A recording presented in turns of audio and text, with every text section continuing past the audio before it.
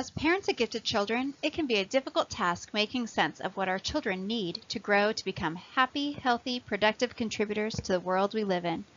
Part of this challenge is that there is a lack of general understanding as to what gifted children need in their development. So here it is, parents, some of the important aspects of growing up gifted that can make the journey less daunting. When many people think about gifted kids, they often think about their academic accomplishments. But gifted is not just an ability to do well in school. Gifted is thinking and feeling differently about the world. A Polish psychologist named Dabrowski put forth the theory of emotional development, wherein he describes developmental attributes called overexcitability. This characteristic has 5 categories and is often found in gifted people. These categories are psychomotor, sensual, intellectual, imaginational, and emotional. To help better understand the role of these overexcitabilities, you can think of the Pixar movie Inside Out, where the young girl's emotions are given individual personalities and each want to have center stage in the girl's life. Just like the emotions could not be controlled by the young girl in the film, gifted kids cannot choose to turn off their overexcitabilities, because they are a fundamental part of who they are. Parents may wonder how children adjust to their social environment when they may be experiencing one or more of the overexcitabilities. Experts in the field of gifted research reassure us that gifted children's advanced cognitive abilities, social isolation, sensitivity, and uneven development may cause them to face some challenging social and emotional issues, but their problem-solving abilities, advanced social skills, moral reasoning, out-of-school interests, and satisfaction in achievement may help them to be more resilient. This does not mean that parents should abandon all effort to help their child find ways to manage their overexcitabilities, but they should not try to fix their child's natural tendencies. Parents can help their children by teaching them relaxation techniques when they are feeling overwhelmed by their surroundings. An active child would do well to go for a run with a family member or friend, where they can find clarity in their thoughts. Another child might need to know when to remove themselves from a crowd that is too noisy. These are only a few of the methods that parents have found helpful in teaching their child how to live and manage the intensities they are experiencing. Society may not always understand the intense person, but that does not mean that the intense person must hide that side of themselves.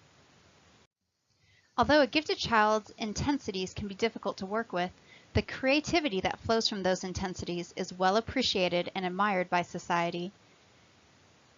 Ugar Sack found in his research that creative children go beyond what they have read or what they have been told, think outside the parameters of what is normal, and come up with original thoughts. In this interview with 8-year-old Annalise, she shares her experience with writing. She has received awards at school for her creative writing pieces, and teachers say that she often will ask for several more pieces of paper during writing time. You mentioned that you like writing, and what you kind of received an award for writing. Can you tell us about your writing? It's an author storytelling award that I got for telling good stories with a really good twist. How I think of it is I take a piece in life and I take a piece that that could happen. I put them together, and if I'm doing fiction, which is a funny story or something that's not real, I take a book with no words and I make up the story of the things, and it's really fun. And whenever you get into it, you can't get out of it. You don't want to stop. If you stop the period, then you're just I think I want to do one more sentence. And whenever the teacher says it's time to go, I just finish my sentence, close it.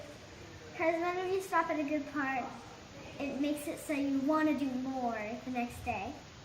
And it gets you really excited for the next day. And I think it's really fun. Though many see creativity as talent in the arts and literature, mathematics researcher Siriman shares that the breakthroughs in mathematics can only be accomplished by people that are mathematically creative. One must be capable at looking at mathematic problems in new and innovative ways. One way that parents and teachers can encourage mathematical creativity is to use math skills in other subject areas called polymathy, such as in art and science. Artists such as Roger Penrose and M.C. Escher use mathematical patterns to create interesting pieces of art. In the piece to your right, you will see a highly gifted math student and his graphic designs, which he called doodling. Parents and teachers should be aware of creative outlets in subject areas outside of the obvious arts and encourage students to think about that subject matter in non-traditional ways. In the world of gifted, one of the hottest topics and the most difficult to decide on is how and when to accelerate a gifted student. Many parents ask themselves these common questions. When do I accelerate my child? What type of acceleration are available? How will my child feel about being accelerated? In the document, A Nation Empowered, research shows that early admission to kindergarten has had positive effects. Studies share that young students are well adjusted to their school environment and even took roles of leadership in their classrooms. However, other research recommends that there be an age limit put on to early entrance and that the cutoff should be no more than 3 months younger than the school birth date cutoff. Many parents struggle with sending even their obviously gifted child to school at very young ages, but fortunately that is just the starting point for options in acceleration.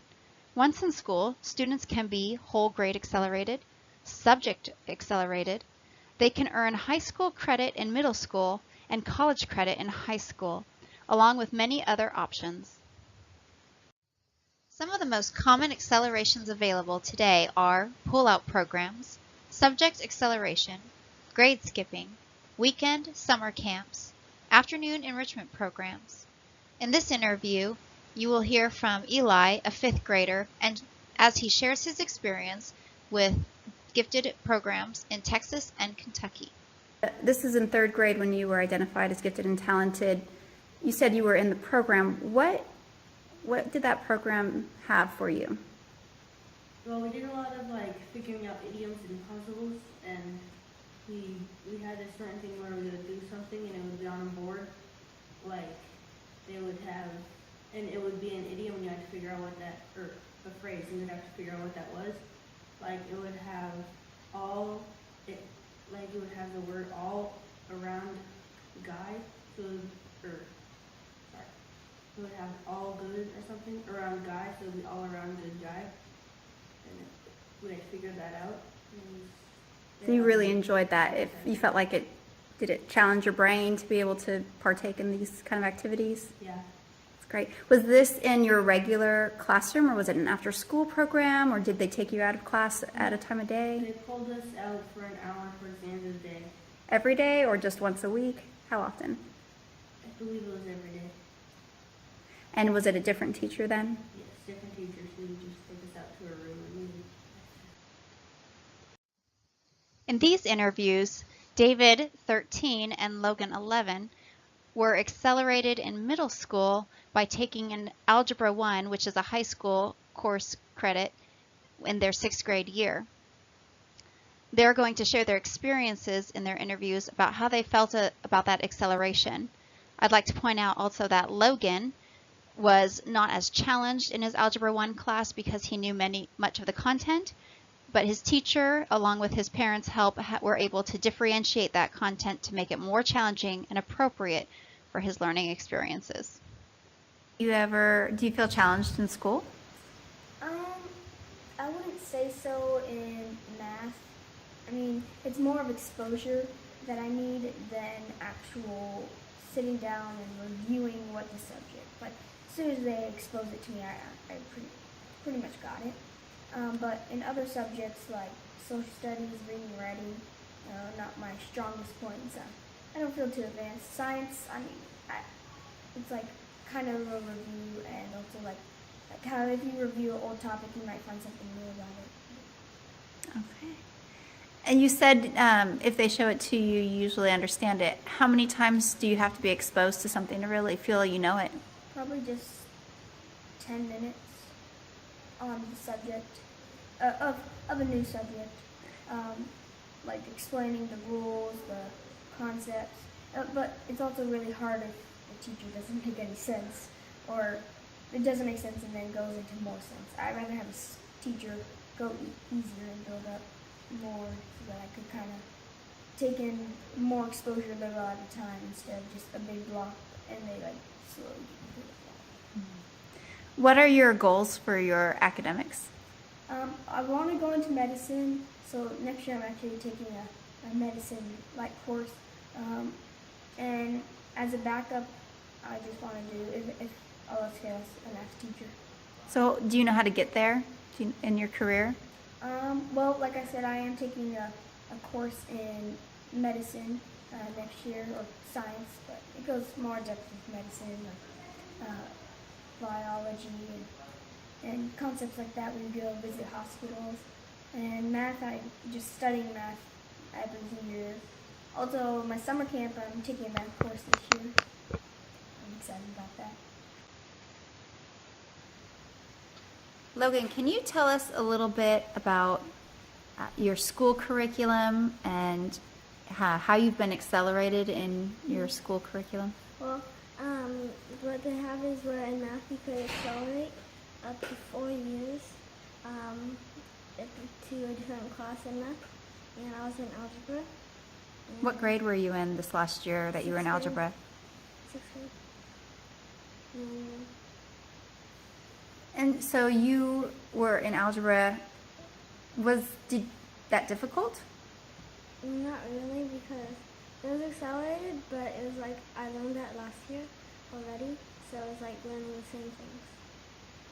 So what did happen during that year in algebra if you already knew it?